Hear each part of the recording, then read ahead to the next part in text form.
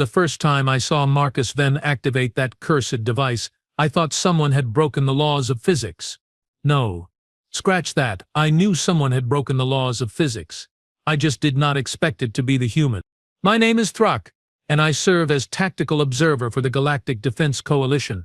That is a fancy way of saying I watch species from across the galaxy train together, take notes, and try not to die when something inevitably goes wrong. It is not glamorous work, but it pays well and the medical coverage is excellent. You need excellent medical coverage when you work with humans. The training facility on Station Omega-7 sprawls across 3 kilometers of reinforced titanium and hope. We get recruits from everywhere. Mantoid warriors from the clicking systems. Varus Helexians who exist mostly as sentient gas. Rock people from Granite Prime. The usual mix. But humans are special. Humans are the species that looks at a problem, ignores 17 safety regulations, and somehow survives the solution. Marcus Venn stood in the center of the training arena, and he looked ordinary. Painfully ordinary, brown hair. Average height by human standards, maybe a bit lean. He wore the standard coalition jumpsuit in that ugly orange color that supposedly shows up on every spectrum of light. The kind of person you would pass in a corridor and forget immediately. His squad thought the same thing. I could tell. Commander Xyloth, a Crovar with scales that shimmered purple under the station lights, crossed 4 of his 6 arms and made that clicking sound that passes for laughter among his people. "This is the human specialist?" he asked. His translator box rendered his words with a dismissive tone. "He looks like he would blow away in a strong breeze." Next to him, Sergeant Brixa, a mantoid with mandibles that could cut through steel, chittered in agreement. "No offense to the human, but we were told we would be getting someone impressive. Someone who could enhance our combat effectiveness. This one looks like a logistics clerk." The rest of the squad, 9 aliens from 7 different species, murmured their agreement. They had been training together for 6 weeks. They were good, disciplined, fast, strong. They had no idea what was about to happen. I tapped my datapad, pulling up Marcus Venn's file. Human, age 28. Served in something called the Terran Extreme Environment Corps. Medals for it. I scrolled through the list: valor, innovation, survival tactics, and one very strange commendation for creative problem-solving under conditions that should have been lethal. His specialization was listed as gravity manipulation technology. Field application. Right, gravity manipulation. Humans and their toys. Marcus smiled at the assembled squad. It was not a friendly smile. It was the smile of someone who knows something you do not, and you are going to regret that gap in knowledge very, very soon. "Good morning, everyone," Marcus said, his voice carrying easily across the arena. "I understand you have concerns about my qualifications." "No concerns," Commander Xyloth said, waving a dismissive hand. "Just curiosity. We were expecting someone more substantial." "Substantial," Marcus repeated, nodding slowly. "Right. Well, before we begin today's joint exercise, I thought I should demonstrate some of the equipment that Terran forces use in combat situations. Specifically this." He held up his left wrist. Strapped there was a band, maybe 3 centimeters wide, made of some dark gray material that seemed to absorb light. Small indicators glowed pale blue along its surface. It looked like a fancy watch. Nothing special. Certainly nothing dangerous. "This," Marcus continued, "is what we call a personal gravity field modulator. Catchy name, right? Most of us just call it a gravity band. It is standard issue for extreme environment troops. Allows us to function in high-gravity worlds, navigate zero-gravity combat zones, that sort of thing." Brixa clicked her mandibles. "We have similar technology. Inertial dampeners, gravitational stabilizers. Nothing revolutionary." "Oh, this is definitely not revolutionary," Marcus agreed, still smiling. "But it is fun. You see, most species develop gravity technology for protection, to keep your soldiers safe in hostile environments. Humans being humans, we looked at the same technology and asked a different question." He paused for effect. I leaned forward in my observation booth. This was going to be good or terrible. With humans, those two concepts often overlap. "We asked," Marcus said, "what if we cranked it up?" Commander Xyloth's eyes narrowed. "Cranked it up? Increased the output, reversed the polarity. made it generate gravity instead of just compensating for it, turned a defensive tool into something more versatile. The arena went very quiet. I checked my instruments, all readings normal. Marcus was just standing there, relaxed, hand resting near the controls on his gravity band. The squad members were exchanging glances now, uncertain whether this was some kind of human humor they did not understand. "You can generate gravity fields?" one of the squad members asked. Corporal then, a Helixian, whose gaseous form rippled with confused colors. "Portable gravity generation requires enormous power sources, the energy demands alone." "Yeah, about that," Marcus interrupted. "Humans are really good at miniaturization, and really stupid about safety limits. This little band can generate up to 8 times standard gravity in a 5-meter radius. 8 times standard gravity." I felt my own insides tighten. Standard gravity is the baseline, the comfortable middle ground that most species evolved under. Double gravity, uncomfortable. Triple. Most species cannot function. 8 times standard gravity would crush bones, rupture organs, turn blood into sludge in your veins. Commander Xyloth laughed, a booming sound. "Impossible. You would kill yourself.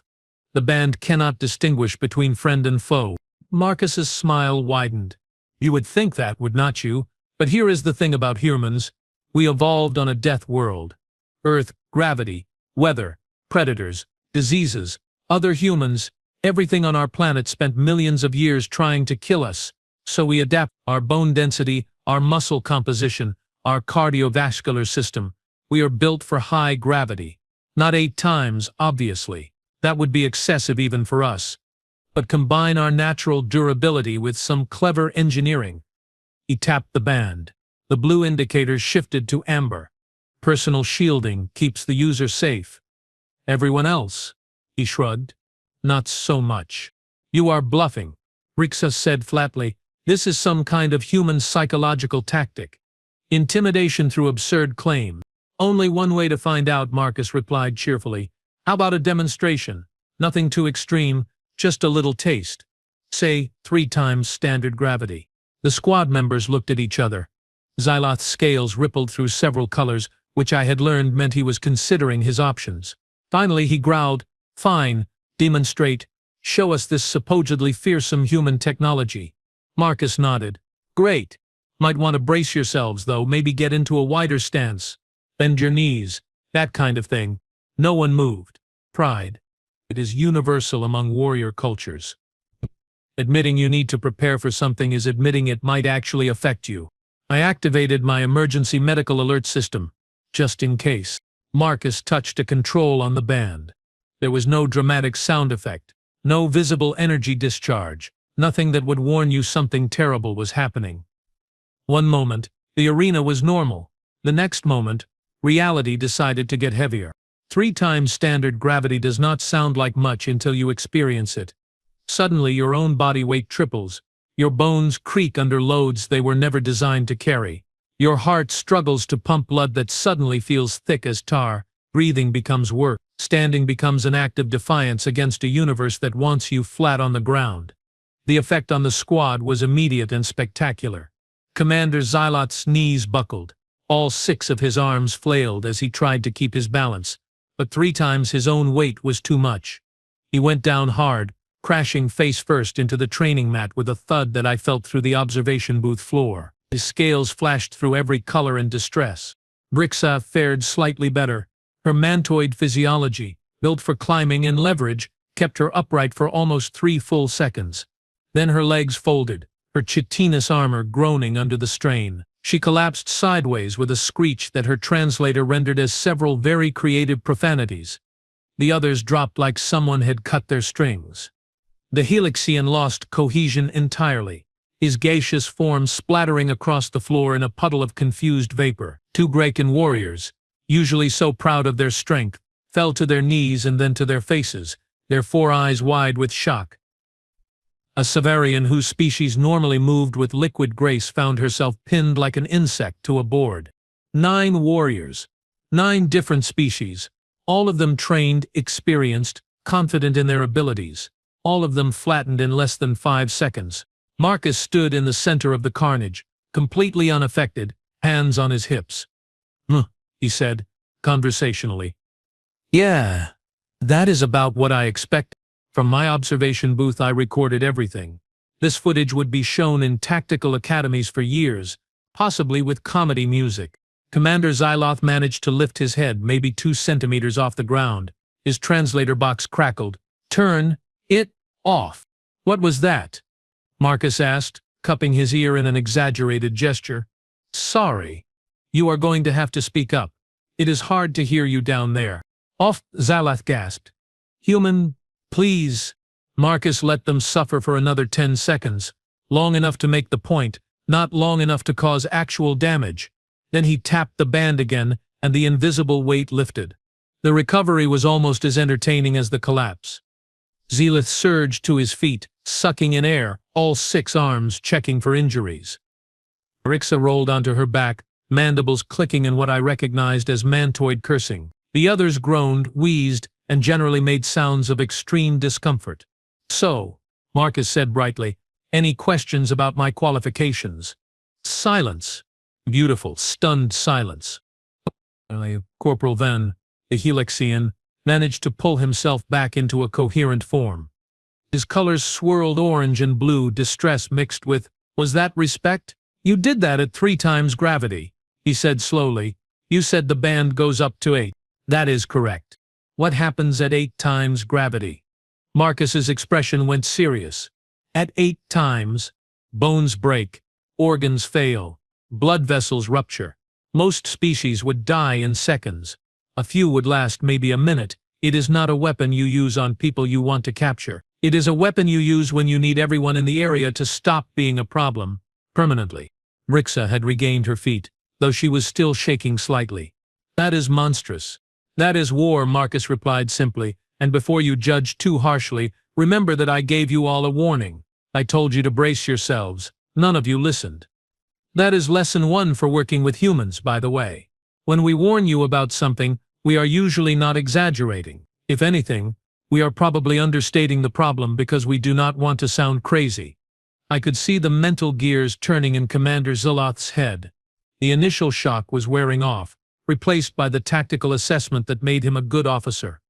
"This device," he said carefully, "how many humans carry the—" "Anyone in extreme environment units. That is maybe 15% of our combat forces. The rest use more conventional equipment. And you can activate it instantly? No warm-up period. No warning signs. It is pretty much instant. Yeah. The whole point is surprise. You are fighting a human soldier. You think you have them outmatched. And suddenly you are kissing the floor, wondering why your skeleton is trying to escape through your feet." Rixa clicked thoughtfully. "This changes tactics considerably. If we know human forces might have this capability—" "Oh, we have lots of capabilities," Marcus interrupted. "The gravity band is just one of them. We also have kinetic accelerators, plasma disruptors, nano-swarm munitions, neural scramblers, and my personal favorite, the bouncing Betty mine that uses predictive algorithms to calculate your exact trajectory and detonates at head height right as you pass over it. We call that one the headache maker." The squad looked ill. I did not blame them. I felt a bit queasy myself, and I was safely behind armor glass. Commander Xyloth straightened to his full height, scales settling into a neutral gray.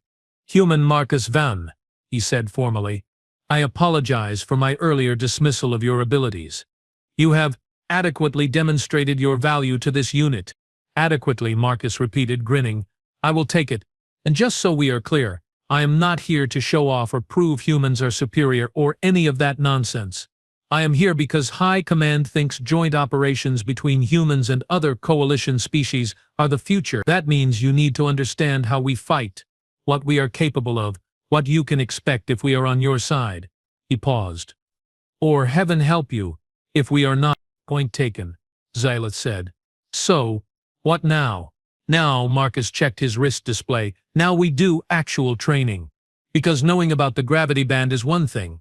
Learning to fight alongside someone who has one is something else entirely." Corporal Venu still mobile. The Helixian rippled affirmative colors. "Yes, shaken, but functional." "Good. You are going to play enemy force. Commander Xyloth, take half the squad. Rixa, you take the other half." Standard capture and extract scenario. Corporal Venn has intelligence we need. I am playing opposition force, trying to stop you. Your job is to complete the mission without getting flattened. Begin in 5 minutes. The squad scrambled to organize themselves. I watched them huddle up, discussing tactics in urgent whispers. How do you fight someone who can increase gravity at will? How do you even approach that problem?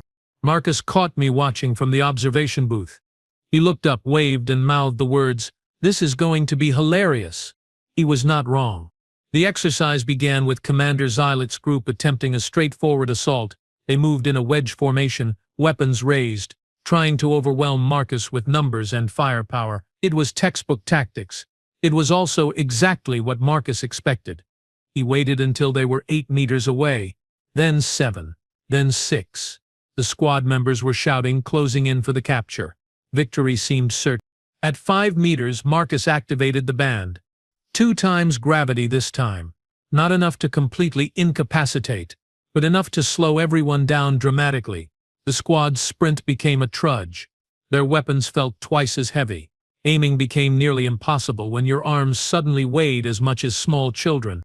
Marcus, moving at normal speed because the field did not affect him, simply walked through their formation, tapping each of them with his training weapon. Dead. Dead. Also dead. Definitely dead. And you are dead too. He switched off the field. The squad stood there, panting, staring at him in disbelief. What did we learn? Marcus asked cheerfully. Do not get within 5 meters, Sergeant Brixa said darkly. Excellent. Group 2, you are up. Brixa's approach was more cautious. She sent scouts ahead, kept her main force at range, tried to use the environment for cover. Smart tactics. Unfortunately for her, Marcus had fought smart opponents before. He activated the gravity field while hiding behind a barrier. From Brixa's perspective, her entire squad suddenly found themselves struggling against increased gravity, and she had no idea where the effect was coming from. Panic set in. Formation dissolved. By the time they figured out Marcus's position, he had circled around and tagged half of them out of the exercise. Lesson 2, Marcus announced. The gravity field affects a radius. You cannot see it. You cannot block it. If you are in range, you are in trouble. Next approach?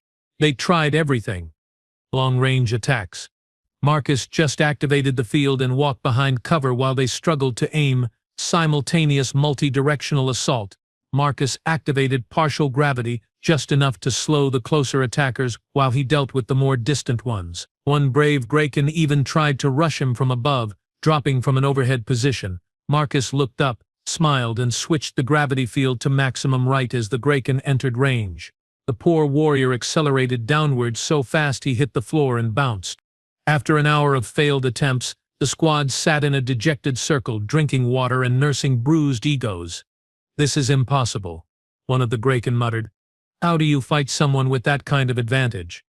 You don't, Marcus said, sitting down with them. Not directly, not without preparation. That is the point. Humans bring something unique to the coalition. We have technologies and tactics that give us edges in specific situations. But here is the secret. We are not invincible. We just want you to think we are. Commander Xyloth looked up. Explain. The gravity band has limits. 5-meter range. Battery life of about 30 minutes at combat settings. It works on line-of-sight principles, so solid barriers can create safe zones. And, Marcus smiled ruefully, if someone figures out the frequency we use, it can be jammed. We have lost soldiers to enemies who adapted. The difference is, most species take time to analyze and adapt. Humans, we assume everyone will adapt immediately, so we plan for it. So how would you fight you? Brixa asked. Marcus stood, pulling up a holographic display. Range. The band only works at 5 meters. Stay back. Use sniping tactics. Second, shock assaults. Hit from multiple directions simultaneously. I can only affect a 5-meter bubble. Overwhelm that bubble. Third, environmental hazards. Gravity manipulation does not help if the floor collapses or the room floods. Fourth, electronic warfare. Jam the frequency. Make the band useless. And fifth, the most important lesson. He looked at each of them in turn. Never fight fair. We do not. You should not either. use every advantage, exploit every weakness. Humans survive because we cheat. We cheat better than anyone else. You want to beat humans in combat? Learn to cheat better than we do. The squad absorbed this. Slowly, thoughtfully, they began to nod. So, Marcus continued, ready to try again. This time, I want you to try to beat me. Use what you learned. No holding back. They tried. They tried very hard. They learned to coordinate, to adapt, to think like humans. And occasionally they even succeeded. Not often, but enough to prove it was possible. By the end of the day, Marcus was sweating, the squad was exhausted, and everyone had a newfound respect for everyone else. As we wrapped up, Commander Xyloth approached Marcus. "Human," he said, "I underestimated you. That was a mistake I will not repeat." "No worries," Marcus replied, "everyone does it. Honestly, we prefer it. Element of surprise and all that. One question though. Shoot. When you activated the gravity band at 8 times, you said most species would die in seconds. What about humans?" Marcus was quiet for a moment. "We would die too," he admitted. "Not immediately. Maybe a minute. Maybe 2, for someone really tough. But we would die. The band is not just a weapon against enemies, Commander. It is insurance. If we are surrounded, if capture means worse than death, if we need to buy time for allies to escape, 8 times gravity affects everyone. Humans just last a little longer." The implications hung in the air like smoke. "That is insane," Brixa whispered. "Yeah," Marcus agreed quietly, "but that is what happens when you evolve on a death world. You learn that survival sometimes means taking everyone down with you. We really hope it never comes to that. But if it does," he tapped the band, "we are ready." I watched from my booth as the squad filed out, talking among themselves, processing everything they had learned. Marcus stayed behind, running diagnostics on his equipment, checking readiness levels. My communicator blinked. "Message from Coalition High Command." They wanted my preliminary assessment of the human integration program. I thought about what to write, about Commander Xyloth's initial dismissal, about the demonstration, about the training exercises that followed, about Marcus Venn, the ordinary-looking human who carried the power to crush everyone around him, and the responsibility that came with it. Finally, I typed human integration, proceeding as expected. Recommend all coalition forces receive mandatory briefings on human combat capabilities. Also recommend increased mental health support for non-human soldiers who will be working with human units. They are going to need it. I hit send and looked back at Marcus. He had finished his checks and was heading for the exit, whistling something that his file identified as an Earth song. Something about surviving, about not giving up. Typical human. They even make music about being too stubborn to die. Tomorrow, Marcus would introduce the squad to something he called kinetic multiplication. I had read ahead in his training schedule. Apparently it involved redirecting an opponent's force back at them with interest. The physics made my head hurt. But that was tomorrow's problem. Tonight, I would review the footage, compile my notes, and try to explain to Coalition Command why the small, unimpressive human from Earth was probably the most dangerous individual on the station. Not because he wanted to hurt anyone, but because he could, easily, almost casually. And that, I was beginning to understand, was the real lesson. Humans did not need to prove they were dangerous. They just were. The trick was getting them to fight for you instead of against you. I shut down my observation systems and headed for my quarters. Behind me, the training arena stood empty, the floor still marked with impact points, where 9 experienced warriors had learned a hard lesson about underestimating humans. Tomorrow would bring new lessons, new demonstrations, new reasons to update my life insurance. Working with humans, I was learning, was equal parts terrifying and fascinating. Mostly terrifying, though. Definitely mostly terrifying. Morning on Station Omega-7 began the way it always did. Alarms, artificial lighting that simulated something humans insisted was called dawn. The smell of recycled air and the faint hum of life support systems keeping several hundred species alive in the void of space. I arrived at the training arena early, clutching my 3rd stimulant beverage of the day. My species processes caffeine differently than humans, but we need it just as much, especially when dealing with humans. Marcus was already there, of course. Humans apparently require very little sleep. Another fun adaptation from their death world. He was arranging equipment in the center of the arena, humming that same tune from yesterday. "Morning Throke," he called out without looking up. "Sleep well?" I spent 4 hours reviewing yesterday's footage and another 2 explaining to my superiors why 9 trained warriors ended up decorating the floor. And they want more footage. Apparently this is excellent training material. Also, they flagged your file for psychological evaluation. Marcus laughed. "Not the first time. Will not be the last. Ready for today's lesson?" Define ready. Fair point. He finished setting up what looked like training dummies, except these ones were mounted on mobile platforms. Today we cover kinetic multiplication. It is a fun one. Your definition of fun concerns me. It should. The squad arrived in groups, filtering into the arena with noticeably more weariness than yesterday. Commander Xyloth's scales were a cautious green. Sergeant Brixa's mandibles clicked in a pattern I had learned meant she was thinking hard about potential threats. The others spread out instinctively, maintaining distance from Marcus. Smart. They were learning. "Good morning, everyone," Marcus said cheerfully. "I see you have adopted more tactical spacing." "Excellent. That will help with today's exercise." "Probably. Maybe. We will see." "Human then," Commander Xyloth said formally. "Before we begin, I must ask, how many of these devices does your military possess?" "The gravity bands. Classified, but enough that any commander planning operations against human forces needs to assume they will encounter them." "Why?"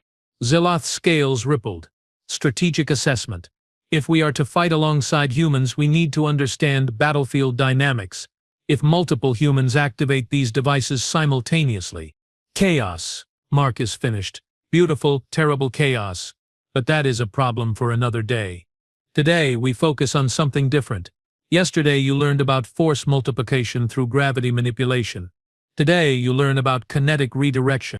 He gestured to the training dummies. "These will simulate incoming attacks. Projectiles, melee strikes, that sort of thing. Standard combat scenarios. Your job is to defend against them. My job is to tell you how humans deal with overwhelming force." Brixa clicked skeptically. "We have defensive training. Shields, armor, evasion techniques." "Sure, and those work great until you face something too fast, too strong, or too numerous to block. Then what?" "Silence." "Exactly," Marcus said. "Most species try to absorb the impact or avoid it entirely. Humans looked at that problem and asked a different question. What if we used the enemy's force against them?" One of the Graken warriors, the one who had bounced yesterday, stepped forward. His name was Krell, and he had been unusually quiet during morning briefings. "Elaborate." "Human." Marcus held up his right hand. Strapped to his forearm was another device, different from the gravity band. This one looked like a bracer, matte black, with silver lines running along its surface in geometric patterns. "This is a kinetic redistribution gauntlet. We call it a reflex guard. It does something very simple and very complicated at the same time. It detects incoming kinetic energy, absorbs it through specialized materials, and redirects it back along the vector of origin, with interest." "That sounds like physics violation," Corporal Then the Hylexian said, his gaseous forms swirling with confused colors. "It is very advanced physics, not violation. The gauntlet uses something humans discovered in our early space exploration days, molecular lattice structures that can store kinetic energy temporarily, like a spring but on a molecular level. When something hits the gauntlet, the energy gets absorbed, multiplied through resonance amplification, and released back at the source." Marcus walked over to one of the training dummies. "Watch." He activated the dummy. It swung a training baton at him, moving at what my instruments calculated as 60 kilometers per hour, fast enough to hurt. Marcus raised his forearm almost casually, letting the baton strike the reflex guard. The sound was strange. Not the thud of impact, but something higher pitched, almost musical. The baton hit the gauntlet and stopped dead for a microsecond. Then it reversed direction so fast my eyes could barely track it. The dummy's own weapon slammed back into it with roughly triple the original force, shattering the training baton and sending the dummy spinning across the arena floor. "Holy ancestors," Brixa whispered. "The harder they hit, the harder they get hit back," Marcus explained. "It is perfect for dealing with stronger opponents. That Kravor warrior who thinks they can crush you with their superior strength. Let them try. Their own force becomes their downfall. That siege weapon firing at your position, deflect it. Send that energy right back at the gun emplacement. It is not about being stronger, it is about being smarter. Commander Xyloth's scales flashed through several colors rapidly. Demonstrate again, slower this time. Marcus obliged, activating another dummy. This one punched instead of swinging. Same result. The punch connected with the gauntlet. There was that musical tone and the dummy went flying backward. The gauntlet has limits. Obviously, Marcus continued. It can handle most small arms fire, melee attacks, even some explosive force, but sustained bombardment or truly massive impacts will overwhelm it. Also, it only works on the arm wearing it. If someone shoots you in the leg, you still get shot in the leg. Humans are tough, but we are not invincible. We just have really good tools. And every human soldier has these. Krell asked. Not every soldier. Combat specialists. Frontline units. The gauntlets are expensive and require training to use effectively. You need good reflexes and better timing. Lock too early or too late, and you just absorb the impact normally. Lock correctly and you send your attacker flying. Rixa was staring at the gauntlet with what I recognized as professional appreciation. This changes close combat entirely. If we cannot strike you without being struck ourselves. You adapt, Marcus interrupted. You use tactics that do not rely on direct force.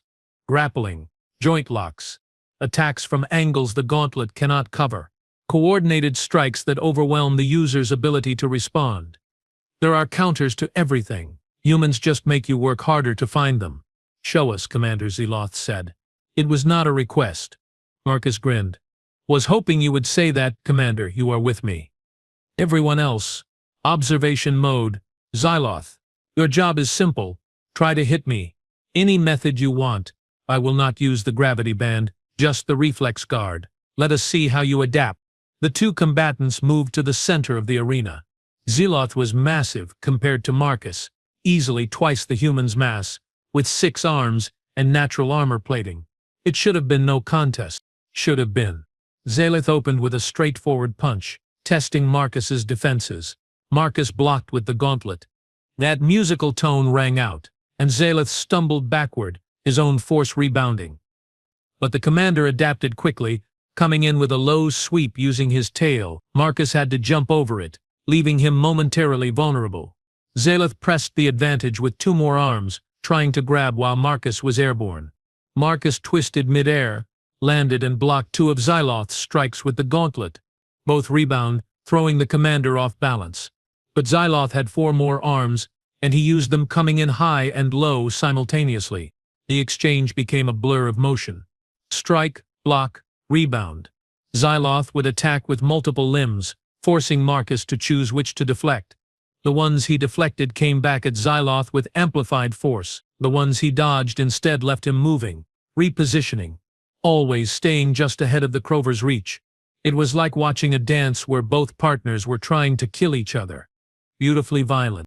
After 2 minutes of this, Marcus called a halt. Both combatants were breathing hard. Xyloth's scales were bright orange with exertion and frustration. Analysis, Marcus said between breaths. What worked? Multiple simultaneous attacks. Xyloth replied. You can only block 1 or 2 strikes at a time. More than that, and you must dodge or retreat. Correct. The gauntlet is powerful but limited. 1 arm, 1 defensive tool. Against multiple attackers or rapid combination strikes, the user gets overwhelmed. What else? Grappling, Rixa called from the sidelines. You deflected strikes, but when the commander tried to grab you, the gauntlet seemed less effective. Also correct. The gauntlet works on impacts, kinetic energy delivery. If someone grabs and holds, there is no kinetic energy to redirect. Wrestling, chokeholds, joint locks. All viable counters. This is why humans train extensively in close combat techniques that do not rely on striking. Marcus walked over to his equipment bag and pulled out what looked like a practice knife. Now let us add another variable. Krell, you are up. Try to hit me with this. The Graken took the knife, testing its weight. You want me to stab you? Training blade. It will register hits but not cause actual damage. And yes, I want you to try. I will show you how humans deal with edged weapons. What followed was educational and terrifying in equal measure. Krell attacked with the training knife, moving with the speed and precision that made Graken feared across the galaxy. Marcus used the gauntlet to deflect strikes, the knife blade ringing off the armored surface, but more than that he demonstrated technique, reading body language, predicting attacks, using minimum motion to achieve maximum effect. Every time the knife came at him, Marcus either deflected it with the gauntlet or moved just enough to avoid it. And whenever possible, he demonstrated counter techniques, grabbing Krell's wrist, using leverage to redirect the Graken's momentum. At one point, Marcus actually used the kinetic reflection to slap the knife out of Krell's hand, the blade spinning away across the arena. Weapons change the equation, Marcus explained after the demonstration. A knife is just force concentrated at a point. The gauntlet handles it the same as a punch, but you have to be more careful. Miss a block and you get stabbed. Miss a dodge and you get stabbed. There is less margin for error. And if we used live weapons? Brixa asked. Real combat scenarios. Marcus's expression went serious. Then people die. That is what real combat means. All of this, the training, the demonstrations, it exists so that when real combat happens, you make the right decisions fast enough to survive. Yesterday I showed you how humans use gravity to control battlefields. Today I am showing you how we turn enemy strength into enemy weakness. Tomorrow, he shrugged, tomorrow we put it all together. Commander Xyloth stepped forward. Human Ven, I speak for the squad when I say this training is valuable. But I must ask, when do we learn to counter these techniques? If humans are such formidable opponents, how do we ensure we can fight effectively alongside them? Or should circumstances require it, against them? The arena went very quiet. It was the question everyone was thinking but no one wanted to voice. Marcus nodded slowly. Fair question. The answer is, we teach you everything. Every technique, every weakness, every counter, that is the whole point of this program. Humans joining the coalition means full integration. We share technology, tactics, vulnerability, because we are stronger together than separate. Could you use this knowledge against us someday? Theoretically. But humans decided the risk is worth it. We would rather have allies who understand us than enemies who fear us. He paused, making eye contact with each squad member. Besides, he added with a slight smile, you think the gravity band and reflex guard are our only tricks? Humans have been fighting each other for thousands of years. We know more ways to kill than any species in the coalition. If we wanted to keep secrets, the fact that we are here training with you, sharing our methods, that is us saying we trust you. We hope you trust us back. Something shifted in the arena. I felt it from my observation booth. The squad members looked at each other, and some unspoken agreement passed between them. We trust you, human, Commander Xyloth said formally. Teach us. Everything. The rest of the day was intensive. Marcus broke down every technique in detail. The squad practiced deflecting attacks with borrowed reflex guards. They learned timing, angles, energy transfer principles. Marcus was patient when they struggled and encouraging when they succeeded. But I noticed something else. As they trained, the squad began working together in new ways, combining their natural abilities with human techniques. A mantoid's speed with kinetic redirection, a Graken's strength with tactical gravity manipulation, a Helixian's mobility with human unpredictability. They were becoming something new, not human, not entirely alien, something hybrid, something dangerous. My communicator chirped. Priority message from Station Command. I stepped out of the booth to take it, expecting another request for reports. What I got instead made my blood run cold. Observer Throk. This is Commander Station Control. We have a situation. Unauthorized vessel approaching the station. Registry is flagged as hostile. Pirate configuration. They are demanding access to our docking bays. When we refused, they threatened to disable our defenses and board us by force. What? How did they get past sector patrols? Unknown. They are using some kind of stealth technology. We did not detect them until they were practically on top of us.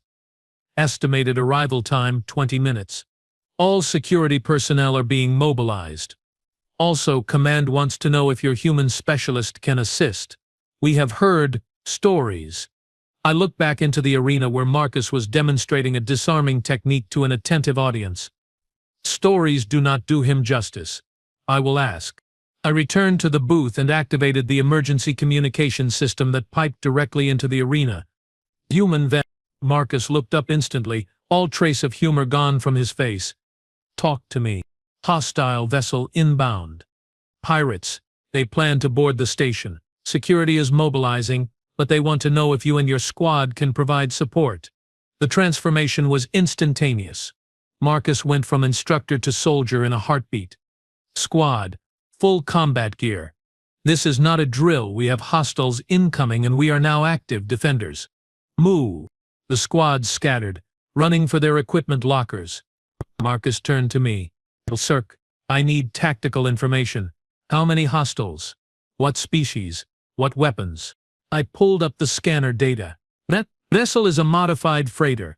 Heat signatures suggest 20 to 30 individuals, mixed species crew. Weapons scan shows energy rifles, ballistic weapons, possibly explosives. They are not subtle.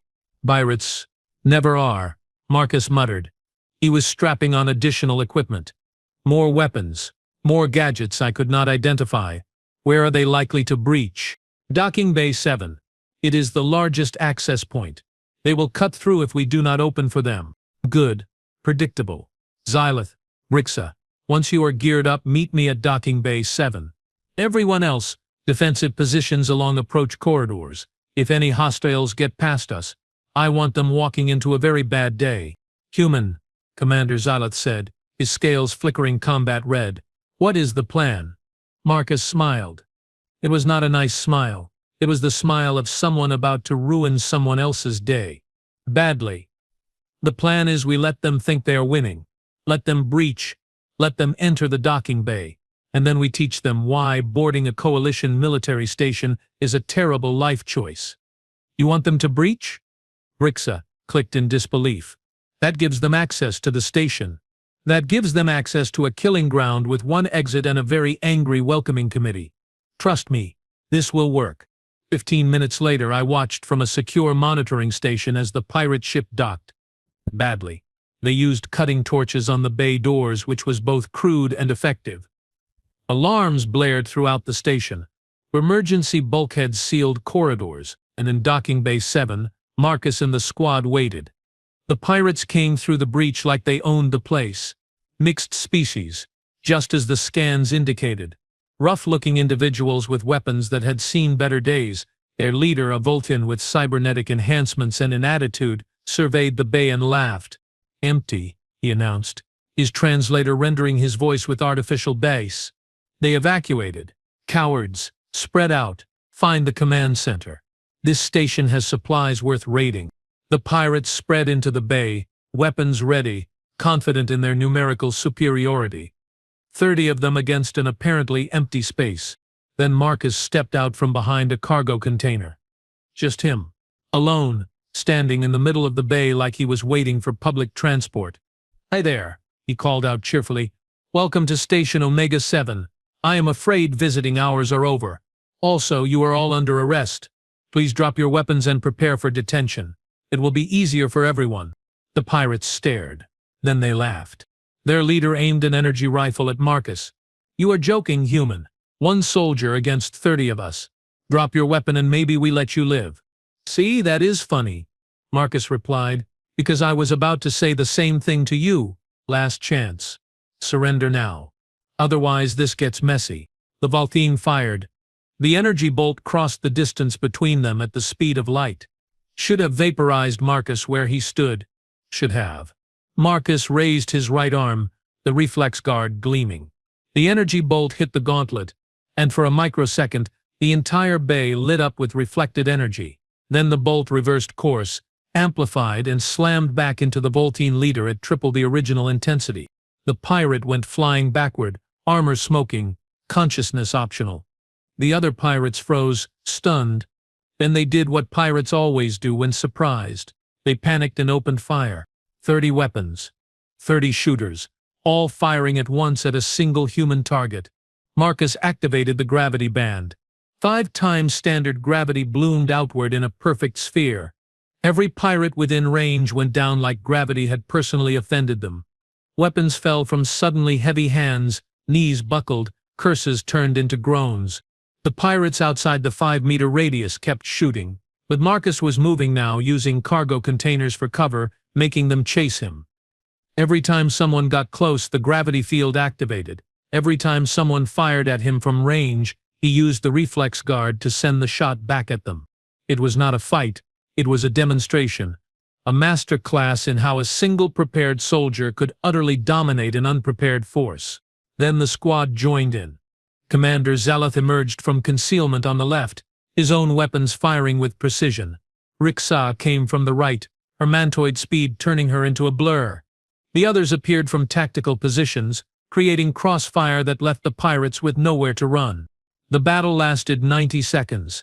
When it ended, 30 pirates lay groaning on the deck, weapons scattered, confidence shattered. Not one member of the squad had taken a hit. Marcus walked among the defeated pirates, checking for injuries, securing weapons. "Medical teams are coming," he announced. "You will be processed and held for coalition authorities. For what it is worth, you picked a really bad day to attack this station. We just happened to have anti-piracy training scheduled." The Vulcan leader, conscious but barely, looked up at Marcus with something like respect. "What are you?" "Human," Marcus replied simply. "And this?" He gestured to the squad. "This is what happens when humans train other species. We share, we teach, we integrate. And then when someone threatens what we built together, we remind them why that was a bad idea." Station security arrived to take the pirates into custody. Commander Zaloth approached Marcus, scales rippling through colors that indicated satisfaction and respect. "Human then," the commander said. "That was impressive." "That was training paying off," Marcus corrected. "You and your squad performed perfectly. Positioning, timing, fire discipline. I could not have done it without you. You disabled half of them before we even fired a shot. And you disabled the other half and prevented any from escaping. Teamwork. That is what the coalition is about. Not human superiority. Not alien deference. Partnership. Using every advantage, every ability, every piece of technology to protect what matters. From my monitoring station, I recorded everything. The breach, the battle, the aftermath. This footage would be shown in tactical academies for decades, possibly centuries. But more than that, I had witnessed something important. Humans were not joining the coalition to dominate it. They were joining to strengthen it by sharing their deadliest secrets, their most effective techniques. They were making every species more capable, more dangerous, more united. It was brilliant and terrifying in equal measure. Later, after the pirates were locked away and the docking bay secured, I found Marcus in the observation lounge, staring out at the stars. The gravity band was still on his wrist, the reflex guard still on his arm. Tools of war worn by someone who clearly preferred peace. "Quite a day," I said, settling into a seat beside him. "Could have been worse," Marcus replied. "Could have been a real military force instead of pirates. Then things would have gotten complicated. You make it look easy. It is not. It is training, technology, and luck. Mostly luck. If those pirates had been smarter, if they had researched the station first, if they had known we were here," he shrugged. "Different outcome maybe. But they did not know. And you won." "We won," Marcus corrected. "The squad, security, everyone. Humans do not win alone. We learned that lesson a long time ago on Earth. Survival is a team sport." I thought about that, about humans and their death world, about the technologies they developed, the tactics they created, the philosophies they lived by, all of it forged in an environment that should have killed them but instead made them stronger. "Your species is remarkable," I said finally. "Your species are remarkable too," Marcus replied. "All of them. You think humans invented teamwork, tactical thinking, using tools to overcome natural limitations. Every successful species does that. We just do it in ways that seem strange to you. Give it time. You will see humans are not that different. We just had a harder climb to get here. And now you share that climb with us. The techniques, the technology, the mindset. That is the idea. Make the whole coalition stronger. Because out there," he gestured to the vast darkness beyond the viewport, "there are worse things than pirates. There are species that do not want peace. Entities that do not negotiate. Threats that will test everything we have built. When that day comes, I want every coalition species armed with every advantage we can give them, including the weird human ones, the gravity band, the reflex guard. What else do humans have that you have not shown us yet? Marcus smiled. Lots. But we have time. The universe is dangerous, but it is also patient. We will get there, one training session at a time. We sat in comfortable silence, watching the stars. Somewhere out there threats were gathering. Challenges were forming. The future was uncertain. But in that moment, in that observation lounge on Station Omega 7, I felt something I had not felt in a long time. Hope. Not because humans were invincible, but because they were willing to share their strength, to lift others up instead of standing alone. The gravity band was not just a weapon, it was a symbol. Humans could crush everyone around them if they wanted. Instead, they chose to teach, to train, to integrate.